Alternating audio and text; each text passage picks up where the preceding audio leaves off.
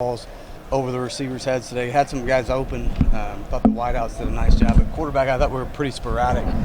And then some of these guys that haven't been here yet, I mean, kind of the first day trying to do too much, not settling into the system. So to be honest with you, pretty poor on offense today, and thought defense had a nice day to start. Just in terms of what Drew was able to do in terms of kind of helping guys be ready to go, how'd you feel about where you guys were at? Yeah, I didn't think we had pre-snap bust or a bunch of mental things as far as, I thought it was just purely execution stuff as we got out there. And that's something, that's why we're here. That's why we're doing spring ball. All-time record, 81 new guys for college football. So that's why these are so important right here, and you don't want to waste a day. But I do think it's important. We've been throwing in controlled environments. The most of the time they're in here, doing some 7-on-7 work on their own, routes on air, and it's been inside. And so I thought it was good for us to get outside today and see how they handled it.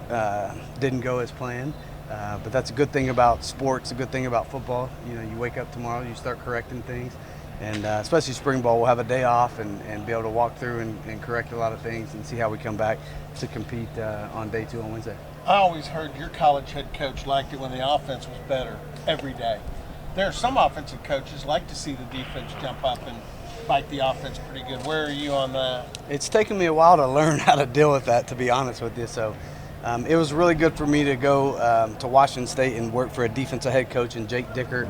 And sometimes practice was scripted for the defense really to have success. And it was amazing for me to see on the flip side of the way I grew up under Leach and Kingsbury and Sumlin, all these offensive guys, when it was predicated that way, the defense, they got a lot of confidence in what they were doing. And so, listen, this is like the ultimate team sport. And so we're going to need everybody to win football games. Defense, they say, wins championships. And so, yeah, I mean, I'm not angry, and it's hard. It took me a while to learn that, not to go home tonight and be so frustrated as a play caller. I just know we have some things to fix on that side of the ball. One thing you can usually tell in the first couple of practices, the athletic quotient. How athletic did you think your guys were? Yeah, I mean, I think that we definitely hit on some guys that can run and cover ground and that are going to be really good football players at our skill positions. I always think it's really hard in the trenches to really tell without pads where we're at, and so I think there's a little bit of an advantage to the defensive line, the way you got to play when you don't have pads on. And then, too, just we're on a progression right now of teaching things and installing things. So, not any gap schemes today just for safety reasons. And so we'll start getting to more powers-type football, running counters and powers once we put pads on. Just don't want to expose their shoulders to that. But, yeah, it's hard to practice with athletes as good as they are and fast and big up front on both sides without the shoulder pads on. Skylar's gone through some installs in his career. How beneficial is that when he comes in here and is introducing a defense to these guys? Yeah, I think, just with my background with Mike Leach is I allow Skylar to do whatever he wants and install it at his own pace. And so, I think you get a bunch of places and the head coach doesn't want you to blitz for the first 2 days, and it's a progression in that way. Like, I'm a big believer, I want to see the blitzes because I can teach off of them. We're going to have to face that during the course of the season. So he needs to get good at what he's going to do on defense and vice versa on offense. And that's why we have some scout changeover periods during the course of the spring, because I do think it's important that, offensively we see some 3-down fronts. We see some different stuff we're going to see during the year. And then for him on the contrary, I think it's good for him to see 12 personnel, 13 personnel, which a bunch of this league has gone to. So you can really work some scout stuff. But as far as us installing right now, I mean, we're allowed to put in, he's allowed to put in whatever he wants. That way, he can get good at the things he needs to get good at. This might be a better question for him here in a minute, but who are some of the guys that maybe played the Drew role over the last couple of months to help him get things installed ahead of today? Yeah, I mean, Ethan Weslowski, I think, a guy that's super vocal, that knows the defense, that's been there for us at North Texas. Sadiq Clemens up front and Kiwi up front are the two guys I think that leaning on. And then when you look at the secondary, I mean, Colin Lewis is a guy secondary-wise playing corner. And then we got, so on the back end. So those are the main 3, I think, the vocal guys that have played. And then EJ is a guy that's played safety. So really we have one at every level that's been able to be there and voice a reason. We're going to talk to Ethan and Wyatt Young today. When you watch them play on tape, Is that kind of what we're going to get from a personality, what we would expect out of guys, the way they look on tape? Yeah, I mean, I think Wyatt had a great day today, and he just keeps getting better and better playing this position. I mean, this will be year 3 that he's actually played receiver, so he played quarterback all during high school. Took a little bit for him to transition. His jump from year 1 to year 2 was just huge, and how comfortable he is in route running and the ins and outs of really the position that he's playing now, and how to manipulate defenders. And then Ethan he's played so much football. He started for me even in a different defense. This will be going on his 4th year. So a guy that has so many banked reps that you can't really throw anything that he hasn't seen. And so I think such a smart, intellectual player Ethan is, and so sometimes we've had to pull him back and say, hey, you're thinking too much. Don't try to outthink yourself. Like, you got to be able to see it and pull the trigger and play fast. With Drew having a year of experience under his belt, do you sort of have different priorities for him this spring, things he can work on? Yeah, just the growth mindset. I mean, here's a kid that when you look at it, I mean, didn't play football at all in high school, the position he's playing right now.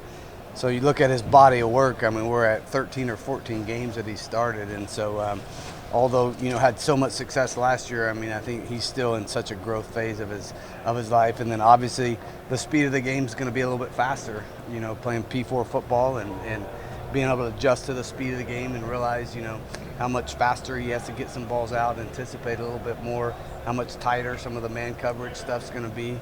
And so yeah, I mean, I think this is going to be a big spring for him to grow a ton, playing only 14 games in a career.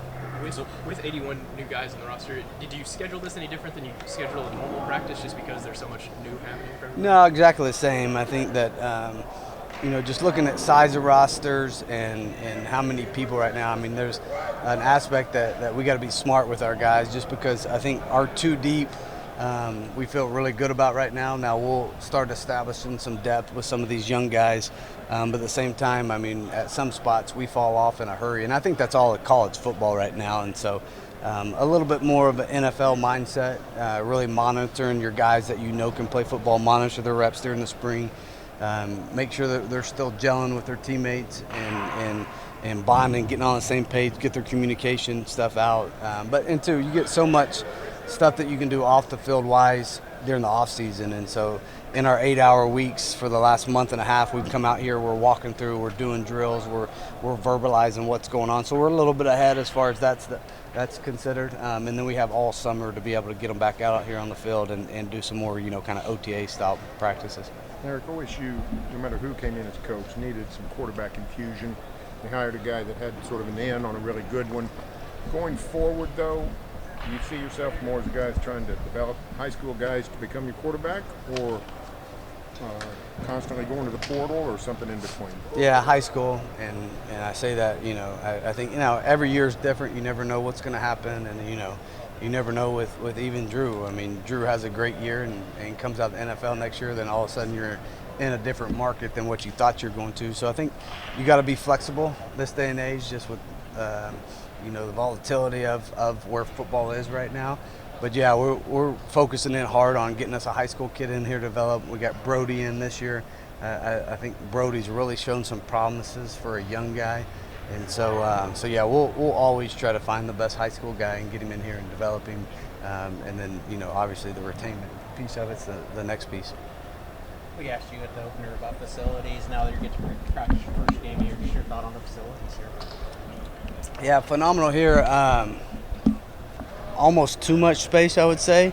And I go back to my days of Incarnate Word, and we had one field, and then one practice field, one game field, one any field on the whole entire campus. And so we had to share that with soccer and track and field at the same time. So the organization of trying to figure out how to practice and get everything done on that small amount of space. And then went to North Texas, had a great practice space with 2 fields, an indoor and a practice field right next to it, which was just like, I didn't know what to do when I saw that. It was all ours. And then you get here, and now you're double. So every stop along the way, I double up on space. And so, I really like the grass fields to really protect our players' knees and ankles during the course of spring. And so we'll spend a ton of time on that grass. But it was nice to be able to, utilize all this space. For the first practice, I'm just curious, how does it feel? And do you have any traditions you like to do to sort of open spring, either personally or with the players? No traditions. I'm old school. I mean, it's all about teaching right now, and so we have a long ways to go to teach so many things. And during the course of spring, obviously, first step is teaching them how to practice, the speed, the expectations, and thought our coaches did a great job of setting a standard today. And then as we get going, like there's so many teaching moments, and we're going to get into a bunch of situational football once we start putting the pads on. And so just challenging our coaches day in, day out, not to get bored with the situation that's at hand. And then for our players, obviously, I think there's so much learning to do and growth that has to happen with so many new players on this roster. That like I said earlier, like we can't afford to lose one of those days right now. Spring ball probably varies on how important it is for a team on how many returns you have, 81 new players, and with the new system. Do you feel like there's an added sense of maybe importance or pressure to kind of maximize this time with the team? You know, the big thing right now, I think there's so much competition of who's going to win some of these jobs right now. And so that's what I hope to see coming out. And I think that gets the most out of everybody on this whole entire team on all three sides of the ball. And then obviously as we look into formulating, I mean, special teams are a huge deal to me. I've always put a huge importance on special teams. And so, you know, we broke up today and had 2 different periods to really work on that. And so I think finding the roles for everybody on this team, and then just figuring out, you know, who those 74 guys are going to be on that first away trip that we have that are going to contribute to this team. And so that's what I'm most excited about, is just seeing a couple of these competitions kind of play out over the course of 15 practices. What do you like about Yeah, I mean, I've never been afraid to utilize short guys. It's probably because I have a little soft spot in my heart for the little guys, because I was one of those guys. And so the one thing unique about Chris that's way different than me is he ran a 10-2 100-meter dash in high school. So extremely explosive. And so he's a guy that we got to figure out where he fits in the mix here, you know, with Wyatt and Miles inside. You know, is he inside? Are we moving him around a little bit? Just because he's a guy that, in my mind, as a play caller, you know, we got to get him the ball, you know, 8 to 10 times a game, somehow, some way, whether that's putting the backfield, whether that's speed sweeps, stretching him vertical from the slot or outside. And so I'm really excited about him and Justin Bowick. I mean, 2 really different sizes at receiver, 2 different skill sets that I think have a chance to be really special. a couple more for Coach? We'll get to it. What have you said about Donovan Green? Yeah, Donovan's done a great job. I mean, he's a guy, I call him old head just because he's been around so many different programs. I think he's a guy that's he's been scarred in the past because he was such a good young player at Texas A&M, had a big role as a young buck, gets hurt, gets injured, go through some major surgeries, and just working his way back up to be a guy that's counted on each and every day. So, you know, he's married, he's living with his wife, so he's going through a lot of different scenarios and situations that the rest of our players are right now. So he's a guy that just handles his business. The maturity comes out each and every day, and so I like on the progression that he's on right now. Last one. Still waiting an update on Ivan Oates. I saw he's on the roster. What's the status? Yeah, still up in the air. So all these things with the NCAA, I mean, everything changes, judges, injunctions. I mean, then NCAA comes back, sues people. I mean, nobody knows. Your guess is good. You'll probably know if he's eligible before I will, because it's going to come out on social media. But should know in the next couple weeks is what they're telling us. The judge is telling us right now. But I don't know how to take some of these NCAA lawsuits right now. Thanks, everybody. Appreciate you guys. Before I will, because it's going to come out on social media. But should know in the next couple weeks is what they're telling us. The judge is telling us right now. But I don't know how to take some of these NCAA lawsuits right now. Thanks, everybody. Appreciate you guys.